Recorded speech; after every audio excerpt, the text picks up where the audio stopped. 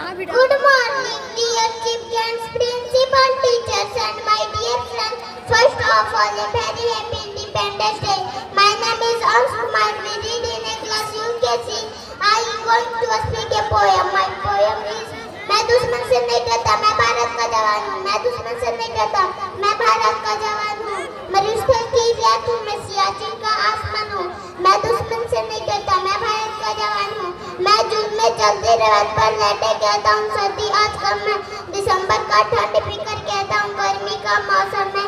मैं ब्रह्म में 9 दिन दफन रहकर जिंदा निकलता हूँ। मैं ब्रह्म में 9 दिन दफन रहकर जिंदा निकलता हूँ। सीने में अपने सांस को टुकड़ों में भरता हूँ। -30 डिग्री में राइफल टांग के टहलने निकलता हूँ। आत्मजात की औकात क्या है, मैं कुदरत से नहीं डरता।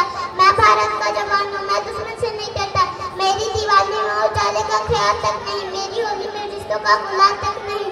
चांद हर ईद में तन्हाई जफा लाता है, मुझे राखी बांधना बस एक लिफाफा आता है। अपनी माँ के पैर छुए मुझे अच्छा हो गया, मेरा बाप इंतजार में बूढ़ा हो गया। मेरी बीवी सुंदर लगा के लगती कुंवारी, मैंने सहूलत का गलत